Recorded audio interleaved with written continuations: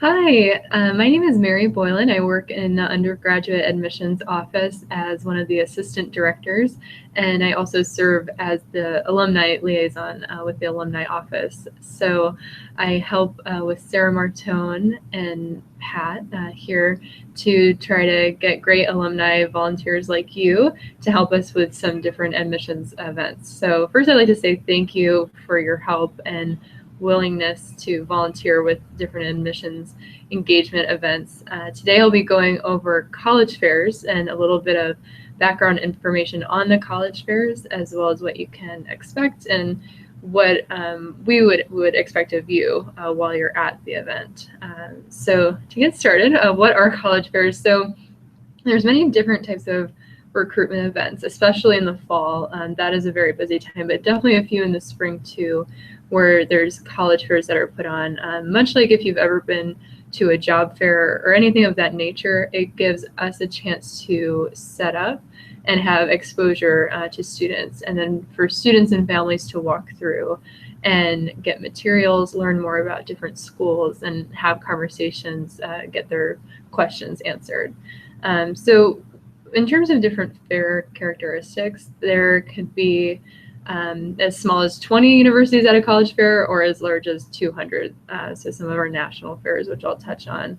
They're usually held at high schools or convention centers, and they're usually pretty informal for the students and families. So it's pretty typical to see students coming from athletic practices or different engagements and stopping by the college fair. But yeah, they're held in the fall and then in the spring. And there's what we consider NACAC fairs. So the word NACAC stands for the National Association for College Admissions Counselors. They do put on these big national fairs, and those are pretty big, usually in convention centers. And as I mentioned, probably over 200 universities will be present at those types of national fairs, typically in the larger cities throughout America. And so throughout that time, they're usually also longer in periods of time. So around 3 hours, there could be 2 3-hour sessions, or even sometimes 3 3-hour sessions, depending on how big that metropolitan area is. But those are hosted by the National Association, very much larger in size, whereas when we consider local fairs, those would be held and hosted by high schools, typically in a high school gym type setting or within the high school somewhere, and not as many universities present. So that's really the difference between the two. And for timelines for how they're organized, yeah, 2 to 3 hours would be about the time that you could expect a college fair to go for. And before going to the college fair, as you get ready, some different tips of things to look through. So definitely what you receive from the alumni office for the materials that you'll be taking and instructions, that will be a great resource to look at. Just confirming date of time, making sure you know where you're going, GPS phone, is set up for that location. And every once in a while, we'll have situations where you might show up at a college fair and say they don't have you registered. Sometimes that has happened for us. And usually what happens, they can still accommodate you, though it could have been an error on our end or on their end for just getting you processed. That will happen every once in a while if you happen to show up to a fair that you did sign up to volunteer at, and for some reason they don't have American University on their registration list. Don't stress, just see if they can still accommodate you and be at the fair. And I would say 9 times out of 10, that's very easily possible. They usually plan for those kinds of things. In terms of information and facts that would be useful to you, and definitely know that we don't expect, when we have alumni going to college fairs and representing AU, we don't expect you to know a lot of information and all the details on the admissions process. The best thing for you is just sharing your experience with students. A lot of times students and families will want to come up to the table and grab materials and just get information. And they might ask you, oh, did you go to AU? What was your experience like? What did you major in? What were some fun things that you did? Those are a lot of the questions that you can expect and you can be prepared to answer. If you ever come across a student or a family that asks you something you're not sure of, you can try to point them in the right direction. And then also we always have our contact information on our website, if not on the materials that you're given too. So you can point them to their representative who they can reach out to. But one of the very common questions we get all the time at college fairs are, what is the average GPA? So students love coming up and what is your average GPA of admitted students? And so luckily with a lot of the materials that will be sent to you, you'll have that information right there. So you'll have good reminders. But just so you know, with our 2019 profile, our average GPA was about 3.7. And then a lot of times they'll ask, oh, is that a weighted GPA or unweighted? As you probably know, there's different schools that report different things with the GPA. So when we report our GPA, it's a collective GPA that we take all of our stats and data, we average it together. So that's why we say it's school reported GPA. Whatever the schools report to us, we take that, and that's what we're sending out for our information. So just know that if they ask, oh, is that weighted or unweighted, just say it's school reported. It's neither really. It's just an average of the collection we take. And then SAT, ACT scores, they'll want to know averages for that too. The SAT right now is on a 1,600 point scale. So we don't look at the writing section of the SAT. We just look at the critical reading section and the math section, and we combine those. We do super score, and if anyone happens to ask that, that just means that if students take the SAT more than once, then we will take their best scores from each section and combine those. So you might get a question like that. And we do super score, but our average SAT for the past classes profile was 1270 on that 1,600 point scale. Okay. And yeah, a lot of representation from all over the place in terms of demographics and geographic areas that we have students coming from, 48 states. And then we do quote out, we have just under 15% international population too. So that could be good points to share if you happen to remember that or know that when students ask about what types of students are at AU. Usually like to ask that question. You can say, well, we have students coming from all over, almost 50 states and about a 15% international population. So a lot of diversity. And with that being said, yeah, 35% minority rate too. And so we have different breakdowns of that within some of those brochures. So, and usually what I mention, some students might come up to you and they're asking you, if they're very focused on our admissions standards and asking those averages, then they might ask, well, what are you looking for in an applicant? So with that, I would say, if you feel comfortable answering that, you certainly can. If you don't, or if you say that's the type of question you might want to ask the admissions office, you can say that, but it is a very holistic review. The way I typically answer is I say, our first part of our review process will be academic focus. So we want to make sure first and foremost that we have students who will do well here academically. If we feel that you're academically competitive, then from there we also want to make sure that you are a good fit for our institution and that you're interested in coming here. And that comes through in all those other pieces of the application. So outside of the transcript and standardized testing scores, looking at the essay, there's supplemental questions, there's letters of recommendation, they list their activities and what they're involved in. And so we do have that information, very holistic review at AU, and we're trying to make sure we're accepting students who would make good fits here. And then when we talk about the interest piece, we do look at students in terms of their demonstrated interests. So I tell students that, and you can feel comfortable sharing that if you remember, that when we do review students, we can see if they visit campus, if they do an interview, if they attend an information session, any of those points of contacts and events that they attend, then those are things we keep track of and we look at as we do review their application. So if you feel comfortable and you remember, letting them know, showing that demonstrated interest in our school is something we look at, something that's important to us, that's something that you can remember. And then frequently asked questions. So something you might get, students will be interested if they apply to just AU, and then if they have to apply separately to a major or a certain school. And they have that question because there's different schools out there that do have that requirement. So they might just be wanting to check what AU standards are.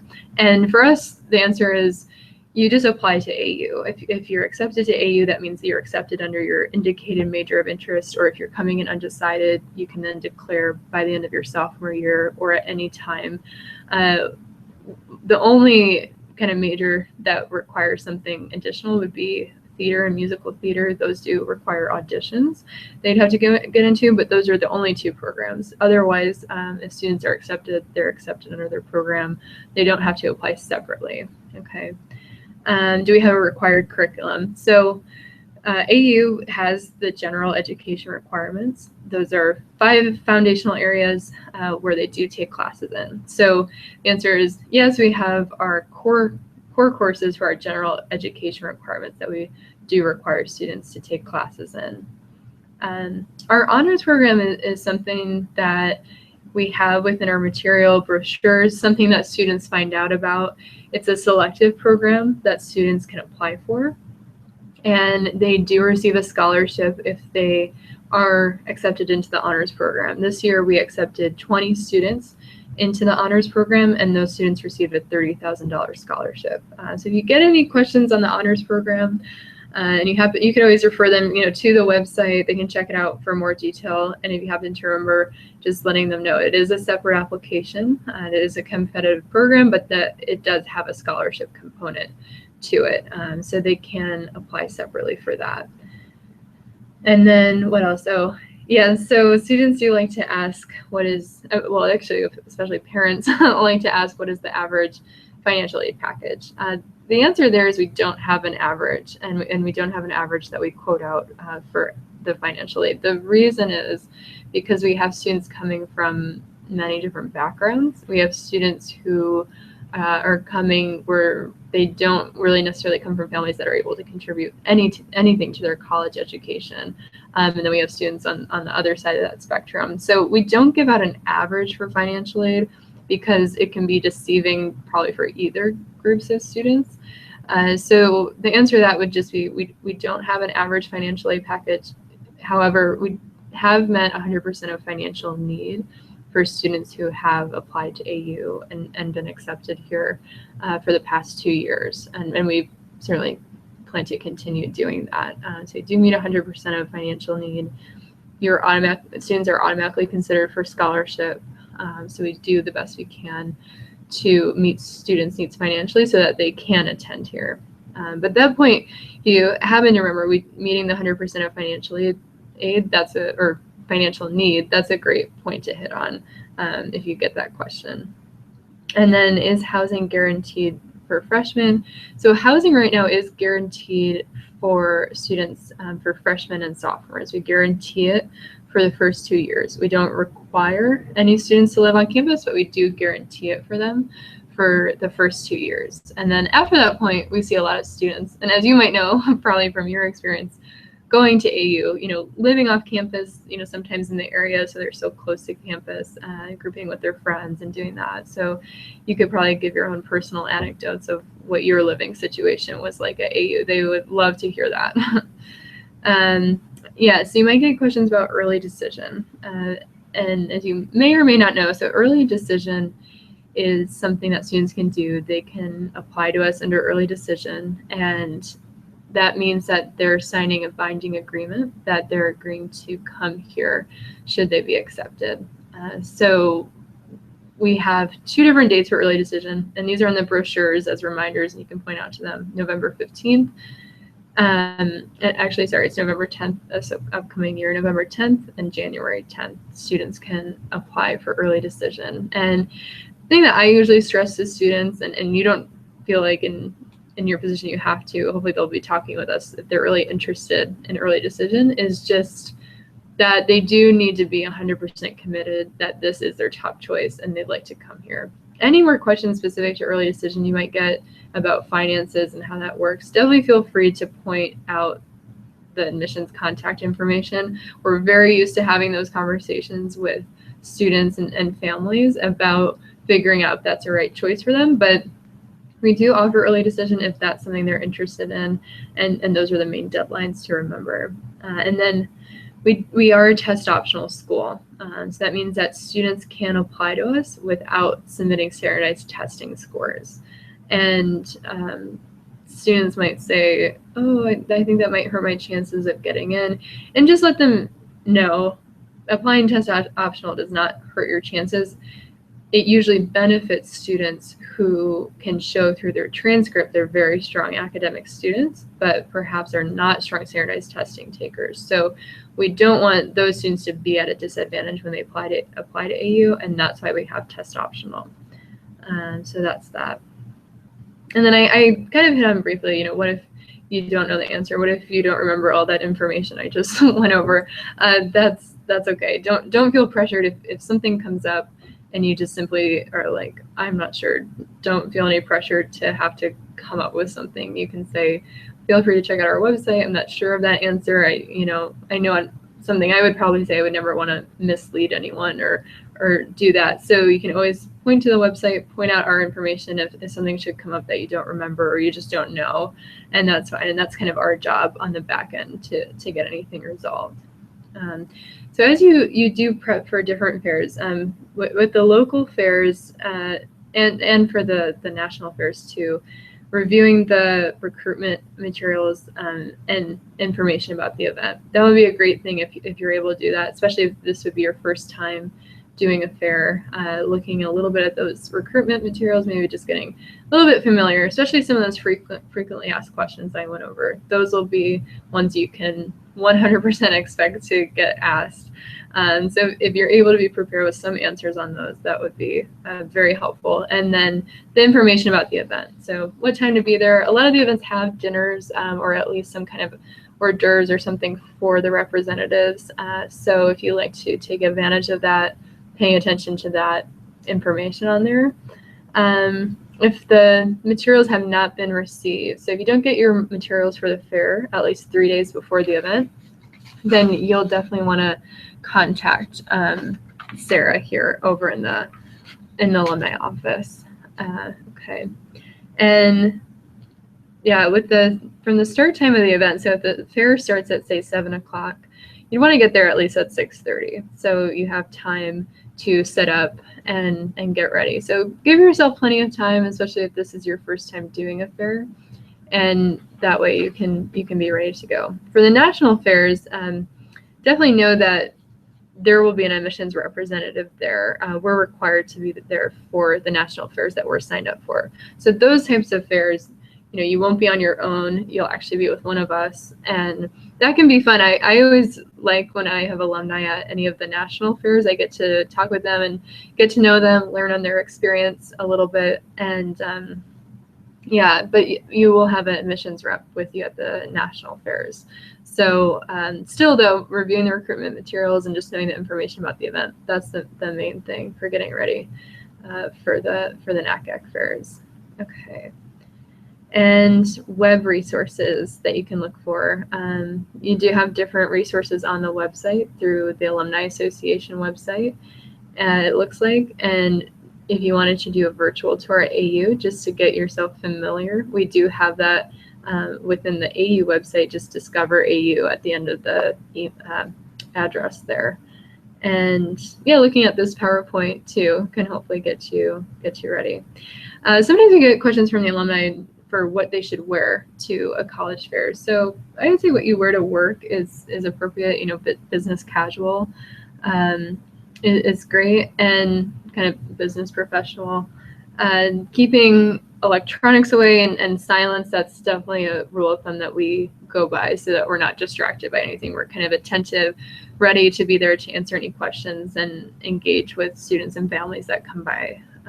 And definitely wait for the students and families to come to you, which I'm sure will be no problem. Once in a while you'll be at a fair and see some reps that are pretty eager to talk to students and families. But our approach at AU is just really letting students come to us and letting them come up, with their questions and just being conversational with them. Not implying any guarantee of admissions. So sometimes you might get a student that, of course, you're like, wow, awesome student. They're telling you their academic credentials. They're amazing. So you might say something like, you're a very impressive student. It sounds like you're competitive for admission. That's something that I say. But you have to be careful. Sometimes students will say, oh, I talked to this person and they said I was going to get in and even get a scholarship. And sometimes they're exaggerating, but we always have to be careful with our wording with the students. So keeping that in mind. And yeah, we generally don't really compare AU with any other institutions. I know I have Maryland as my territory, and I get oftentimes questions from students. How do you compare AU to GW and who's better? And say both institutions are very fine institutions, or if you get some kind of question like that about another school, that's how I usually answer. And then I just try to keep the conversation just focused about AU.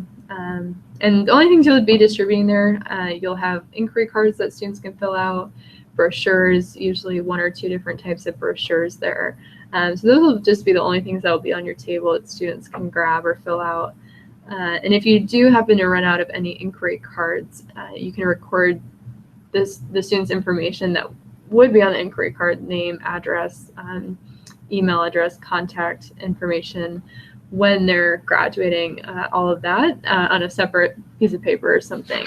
And just at the end of the event, if you have leftover brochures, usually most of the venues welcome you to leave those so that they could distribute them to college counseling offices for the high schools or other resources. Okay, so then lastly, just once the college fair is over, what do? You'll want to email Sarah Martone, so smartone@american.edu, with the estimated number of students that you engage with, and then scan and email completed inquiry cards also to Sarah as soon as you can. The sooner especially that we get those inquiry cards, the sooner we can get them in the system. Definitely when it comes to the fall, we're trying to keep track of a lot of different things and engagement with students. So the sooner you can get those to us, the better. And then returning the AU cloth banner and extra materials as soon as you can also to Sarah. And with the NACAC, you remember to email Sarah with the estimated number of students that you engage with as well.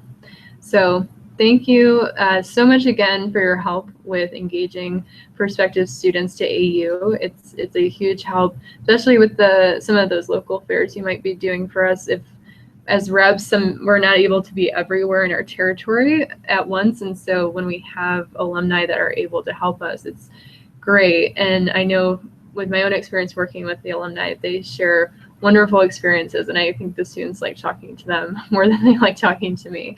So thank you again for your help. Keep in touch if you have any questions. Let Sarah or I know, and I hope to maybe meet you at some point in the future.